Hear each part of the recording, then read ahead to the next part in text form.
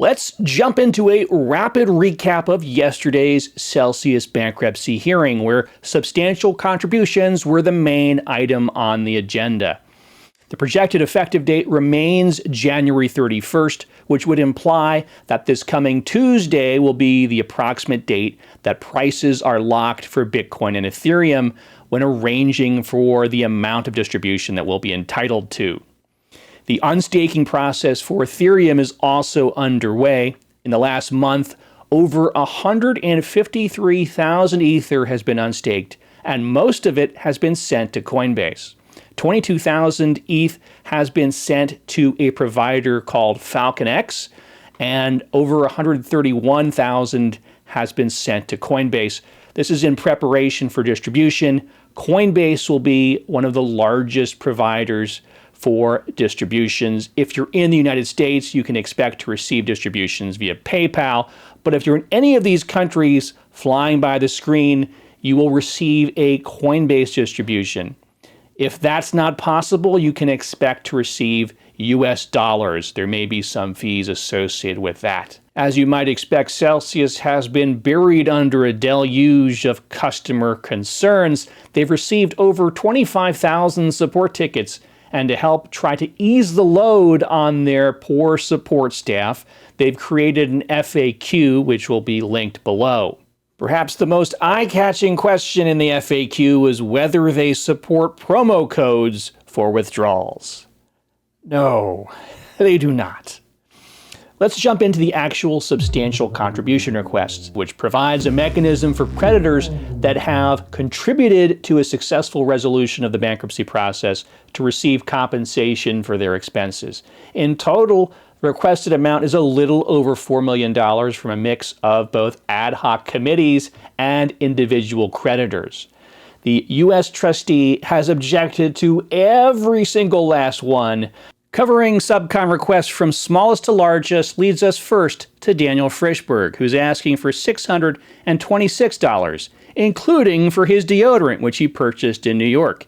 And he submitted a letter to the court arguing that it's appropriate we pay for this deodorant because if he brought his deodorant from home, it would cost us $35 for a checked bag fee. Okay, a couple things here. First off, what kind of deodorant are you bringing that needs to be checked into a bag? Is this some sort of industrial-sized vat of fragrance? And second off, what stinks more than not wearing deodorant is asking creditors, victims of fraud, to pay for your personal hygiene. Now, he was arguing that this is such an insignificant amount of money, it would cost us too much to even argue about it. But if it's such an insignificant amount of money, why are you wasting the court's time by asking to be reimbursed for it? Just submitting this paperwork already costs creditors many times more than you're asking for in reimbursement. Just as a matter of principle, this should be denied. Up next, we have Emmanuel Herman, who's asking for $1,143. Man, he's done an admirable job organizing the EARN ad hoc, but I would prefer that this type of compensation funnel through the formal EARN ad hoc itself rather than be a separate request.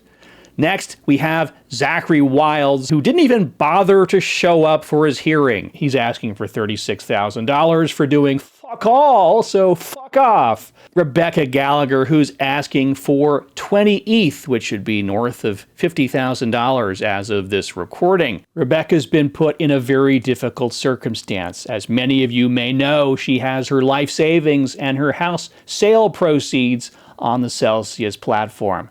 So she's been suffering quite a lot, and I feel very badly for her. In fact, this channel was able to raise crypto valued at over $10,000 to help support her. And thanks to all of you for chipping in for that fundraiser.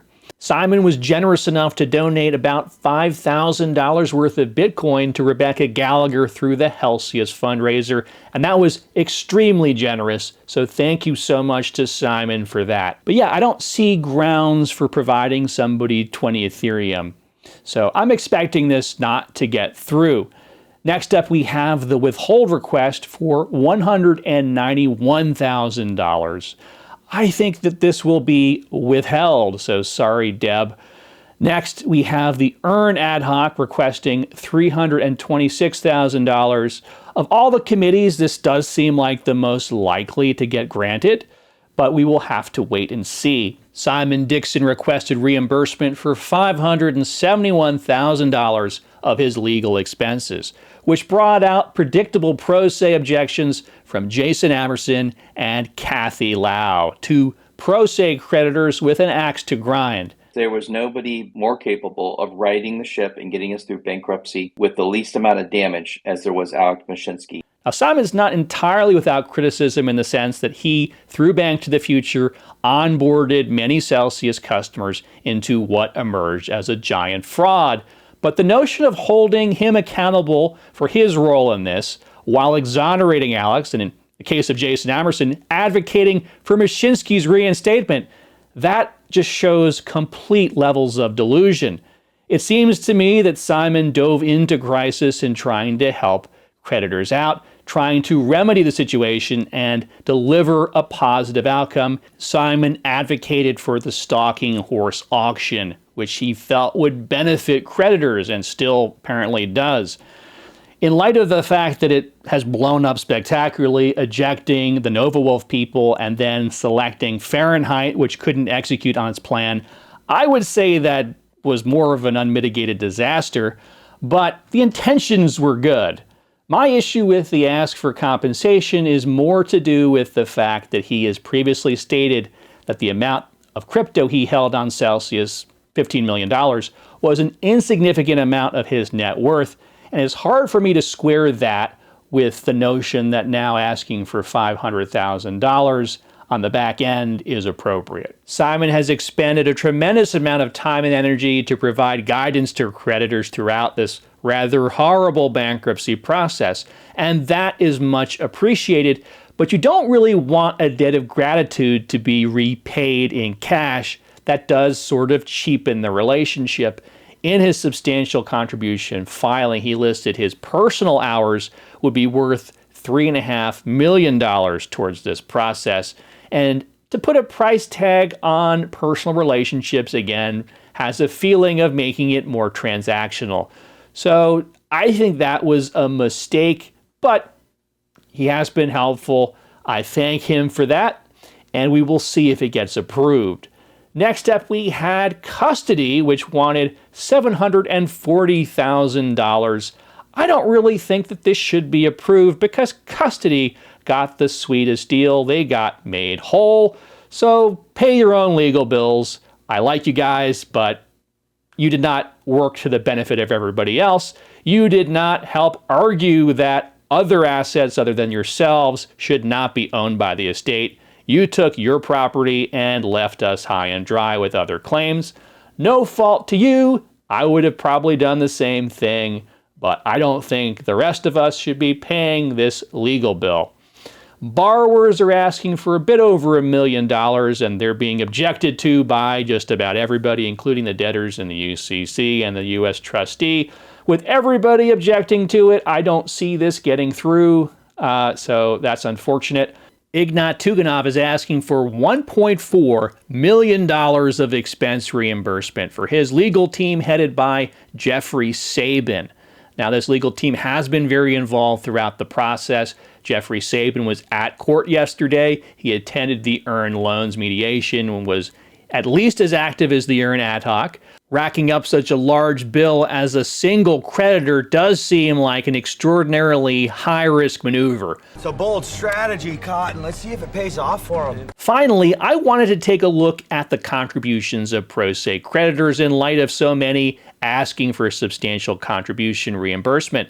And the analysis that I undertook was to look through all the timesheets that were submitted by the various professionals and find instances of pro se names being mentioned to see if we could come up with a way of linking these fee statements with the charges assessed to those pro se creditors. This methodology is limited, and we should presume that the majority of people on this list had good reasons for working with the debtors in the UCC, which consequently had their names or associated keywords being flagged by lots of time card entries.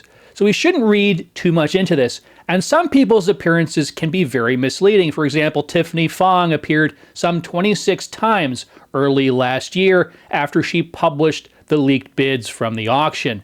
Kirkland had initiated preparation for litigation against her, and she bears no responsibility for those costs. She didn't do anything wrong, and the debtors should have been looking internally rather than externally for those leaks. Also, Georges Georgiou expressed his disappointment at being featured on this list because he didn't do anything wrong. He was representing the pending withdrawal ad hoc, and his name was flagged.